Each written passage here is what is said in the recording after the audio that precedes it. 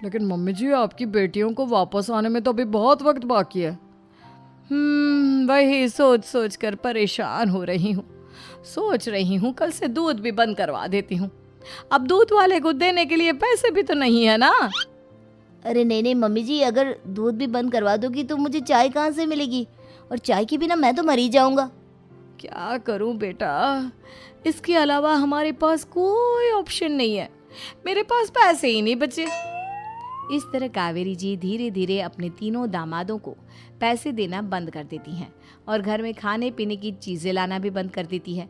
अब वो तीनों बुरी तरह से परेशान होने लगे थे और इसलिए एक दिन तीनों प्लान करके घर से बाहर निकलते हैं और बाजार में जाने के बाद यार अच्छा खाना खाए हुए कितने दिन हो गए, पता नहीं कब अच्छा खाना मिलेगा। हमारी बीवियों के जाने के बाद तो हमारी हालत भिखारियों जैसी हो गई है यार। कुछ भी हो, मुझे तो आज पिज्ज़ा खाना ही खाना है। जेब में 1 रुपया नहीं है और पिज्ज़ा खाएगा, कहाँ से आएंगे पैसे? अरे देख वहाँ सामने बोर्ड पर क्या लिखा हुआ है, कंप्यूटर पर काम करने के लिए एक आदमी की आवश्यकता है। भाई मैं तो जा रहा हूँ, काम करूँगा और शाम तक पैसे लाकर आराम से पिज्ज़ा खाऊंगा।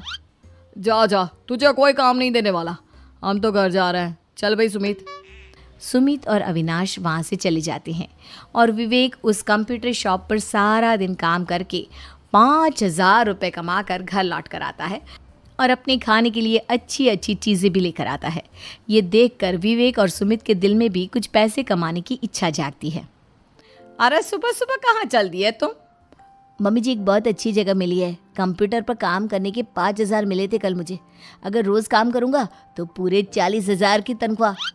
अरे वाह, ये तो बहुत अच्छी बात है दामाद जी, आपको जाना ही चाहिए।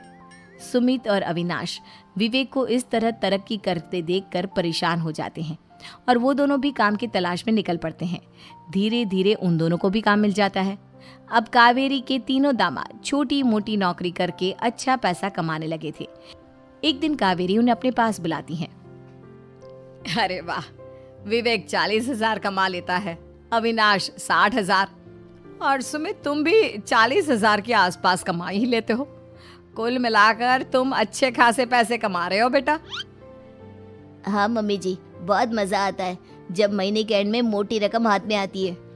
पूछिए मत मम्मी जी, घर में रहकर रोटी बना बना कर और तो जैसा महसूस होने लगा था मुझे तो। हाँ बेटा, तुम तीनों की बात तो बिल्कुल ठीक है। और जानते हो, अब तुम तीनों की पत्नियां भी वापस लौट कर आने वाली है।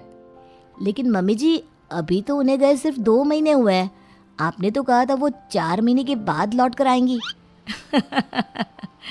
ऐसा कुछ नहीं है बेटा, मैं सिर्फ तुम तीनों को सबक सिखाना चाहती थी कि आदमी घर में बैठकर बीवी की कमाई खाता हुआ अच्छा नहीं लगता। इस दुनिया में हर इंसान को मेहनत करनी चाहिए, काम करना चाहिए, चाहे वो औरत हो या आदमी, ताकि अपने परिवार को संभाल सके।